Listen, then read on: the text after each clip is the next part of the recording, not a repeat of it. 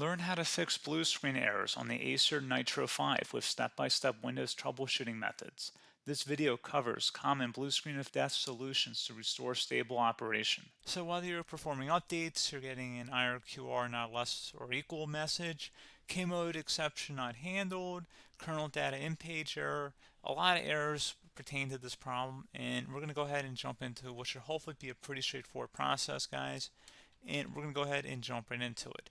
So first thing I'd recommend doing would be to actually go ahead and boot to the troubleshooting utility on Windows 11. So if you do a hard power off 3 times in a row, Windows should automatically attempt to launch the startup prepare utility. And if it doesn't find anything, it will give you the option to select advanced settings, in which case it will take you to a screen that looks like this.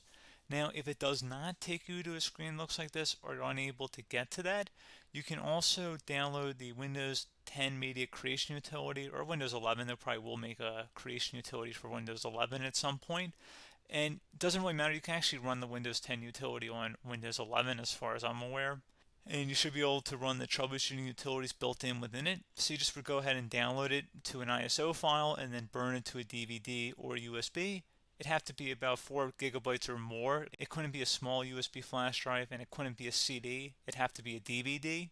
And then you boot your computer from it. So depending on the computer manufacturer, you'd have to tap a different key on your keyboard in order to launch that menu, in order to select what boot drive you want to go off of. So it could be anything between the escape key, F2, F8, F12, for example, and those are the function keys on the top of your keyboard. So you may have to just do a little bit of trial and error. Shouldn't take you more than a couple minutes. Googling it would probably be best before you even begin. But anyway, we're ready to go ahead and jump right into it. So we're on the choose an option page. So these will look very similar whether you're booting from it directly within Windows itself, or if you're plugged in a USB flash drive with the media creation utility installed and you selected the recovery option. So when you are setting up your Windows 11 installation or Windows 10, depending on the drive you're using, there should be an option to repair your computer in the bottom left corner of the dialog window, one of the first screens that comes up. You go ahead and select that, and then it would take you to a troubleshooting screen like you see here. And you want to go ahead and select troubleshoot, reset your PC, or see advanced options. And then there are going to be a whole bunch of options in here that we're going to explore in today's video. The first one, we're going to actually go underneath advanced options and then select startup prepare, fix problems that keep Windows from loading. So go ahead and select that first.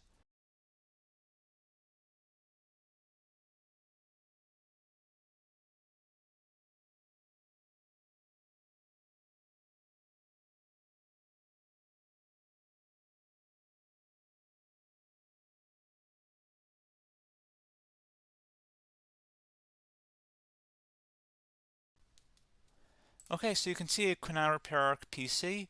That was our first option we could try. Something else, if we go back into advanced options here and then select troubleshoot, we're going to go underneath advanced options again. You can go ahead and actually access safe mode by selecting startup settings. And then if you select the restart button, you have the option on the screen, select safe mode with networking, which will give you a key on the screen. It'll tell you which key to press to enter that. I believe it's the F7 key. It'll do that for you.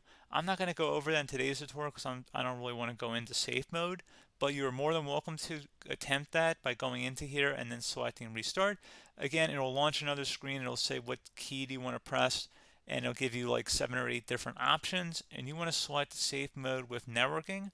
There's also an option for a command prompt too, but that's going to be something we're going to cover later in this video, and we don't even have to go through that in order to access it. So that's why I'm not going to really push for that, because unless you know exactly what's causing the problem, you probably don't need to go into safe mode.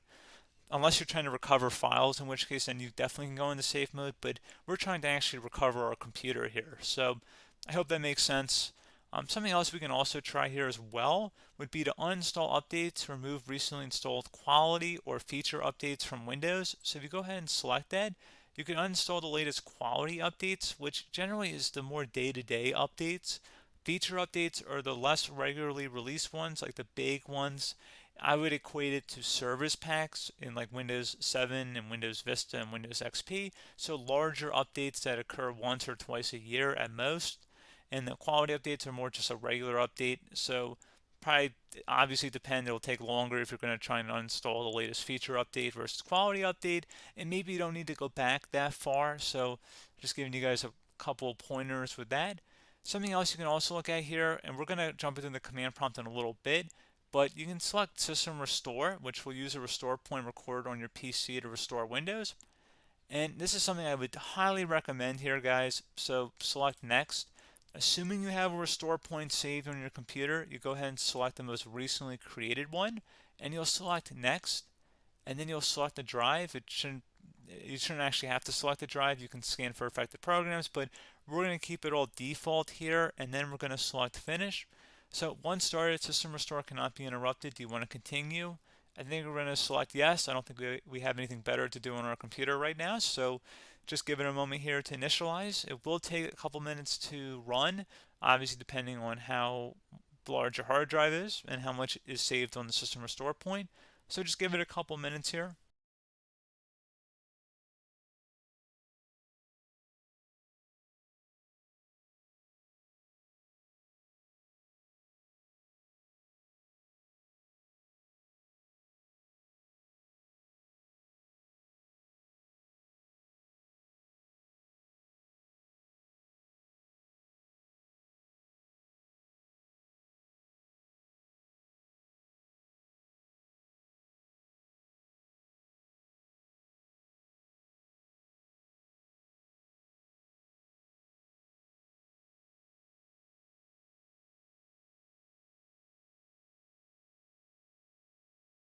Okay, so you can see System Restore completed successfully. The system has been restored. Your documents have not been affected. Click the Restart button to restart your computer. Go ahead and select Restart.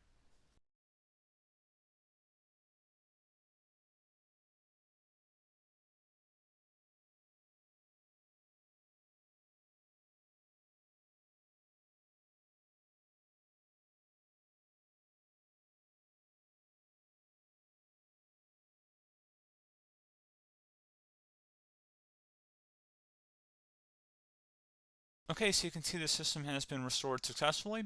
We're going to go over a couple different methods in addition to that if that did not work. So I'm just going to pause the video and we're going to start back on the recovery screen that we started with. Okay, so a couple other things we can try here too. If you go back into troubleshoot, you can select reset your PC, let you choose to keep or remove your personal files and then reinstalls Windows.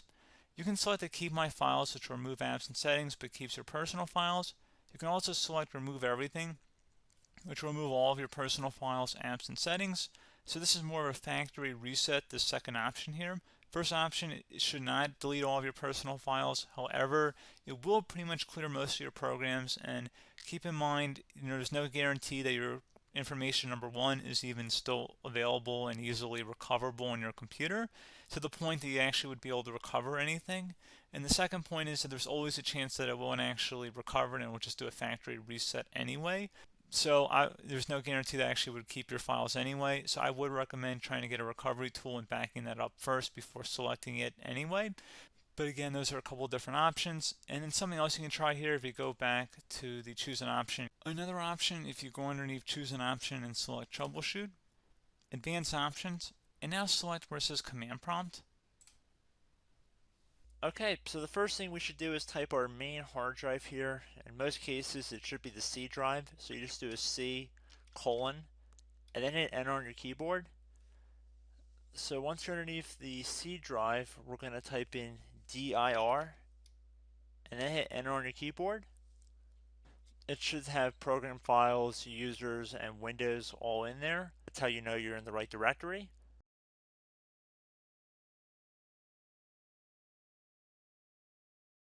In some cases, it might be the D drive as well, so just keep that in mind.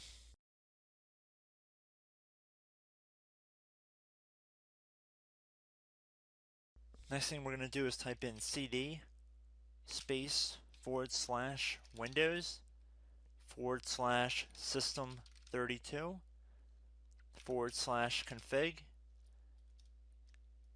and then you're going to hit enter on your keyboard.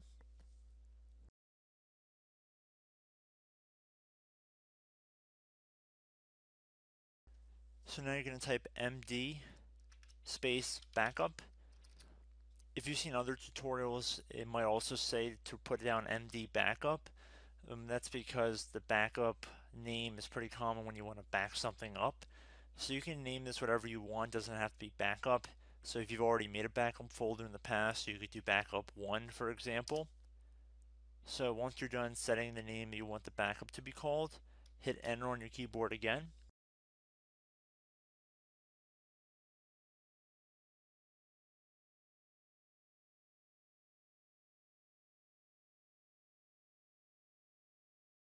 At this point you want to type copy, C-O-P-Y, space, then you want to do the star symbol above the 8 key, then do a period or a dot, whatever you want to call it, then another star sign, and then another space, and then type backup, and then hit enter on your keyboard.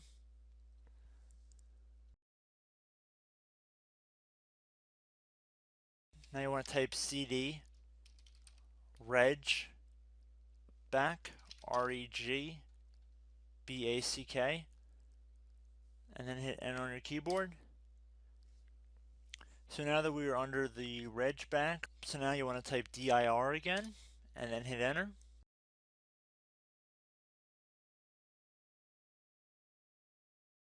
So now at this point we're going to type copy again. So copy, space, star sign,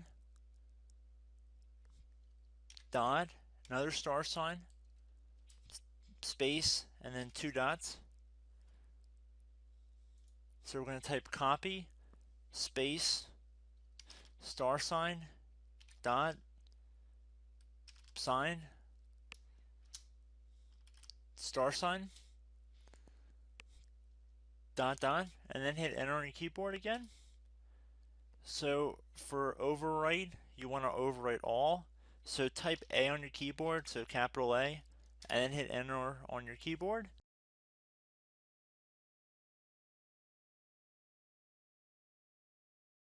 So at this point, you should be good to go. You can close out of the command prompt window, and if you accidentally continue to Windows 10, you should be all set. So I hope one of these 3 or 4 different methods we went through in this tutorial helped you guys out. Again, I'm not sure if you guys heard me earlier, but try to go back into your safe mode if possible and uninstall any programs you know might be conflicting with the Windows startup if you can get into safe mode. So just keep that in mind. Something very simple like that could be blocking up everything. So again, I hope this tutorial helped you guys out, and I will catch you in the next tutorial. Goodbye.